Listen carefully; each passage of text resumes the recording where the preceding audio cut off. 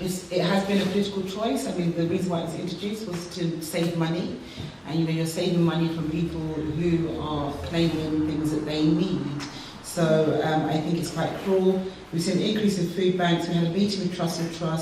There's always an increase in evictions after the introduction of universal credits, and that's a big worry. Apparently the government's now looking at there's an option to pay the money to the landlords instead of directly to the individual.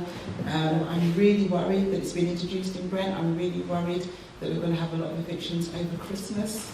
That concerns me, because you can imagine it's Christmas, all of a sudden you get money into your bank that you've never seen before.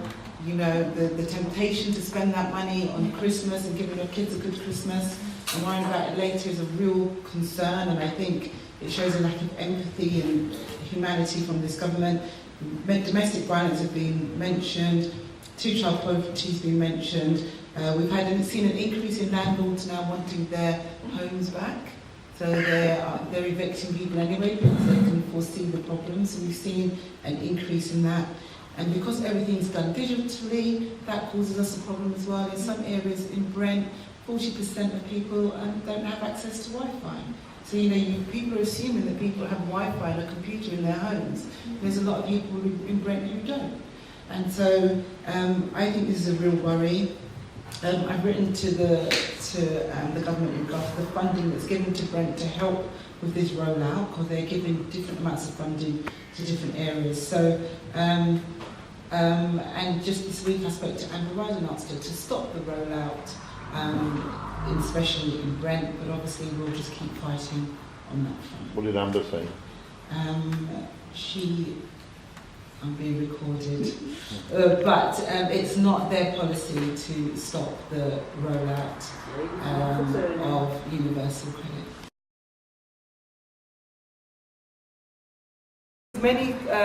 As many lived experiences of people who are going on to universal credit is important, because what happens is every time we say, look, this is how it's affecting people's lives, I said, oh no, well that's not the case, and this person has said it, that it's done in the world of good. So I think to make sure that to ensure that people who get onto universal credits, that we get their stories, that will help the campaign tremendously.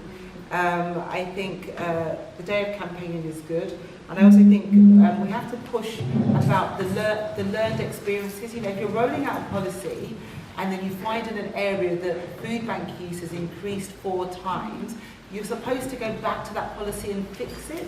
The fact that the government is refusing to fix anything is a concern. It's like, what are they there for? The first priority of government is to look after its citizens. So I think the more we can push to ask for certain things to happen, like we pushed for a change in the telephone number, for instance, because that was costing, what was it, two quid? I remember Robin did a campaign on that. I think it was a ridiculous amount of money, per hour or per minute, and we managed to stop that and get that reduced. So the more we keep pushing, Marsha, the disability, I was talking about her today, disability shadow minister, she's pushed on a lot of things to do with how it affects people with disabilities.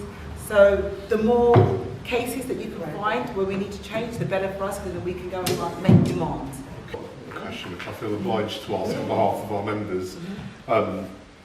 So as I said, Unite Union has a policy that which is kind of reflected on our posters, which is stop, but also that it should be scrapped. I think after we've been debating this, whether it should be reformed, fixed, paused, fixed, and really as a national union, the policy we've come down with members who are facing this is that it should be stopped and scrapped. And I know John McDonnell came out a few weeks ago and we were all cheered by his backing and reinforcing of that point, and then that seemed to be wheeled back again, and haven't heard any more. So if we could hear about that. Okay, I can explain that. So in regards to the stats, Margaret Greenwood and her team, including Marsha, are collating those stats and how it's working and when it's rolled out and how many people it's affecting and everything around that. Brent Council also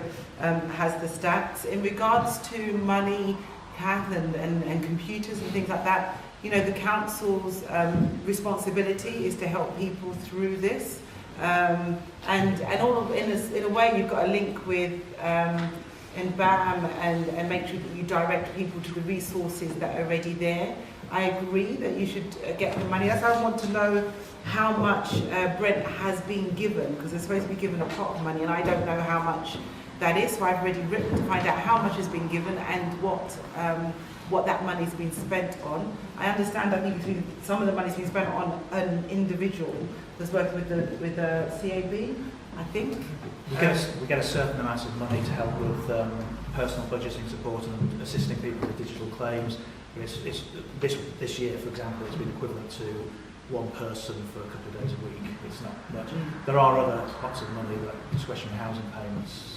I'm not sure if that's what it is. But there should be a specific pot of money, you're absolutely right, that's given to the council that the government gives to say this is to help with the rollout of universal credit.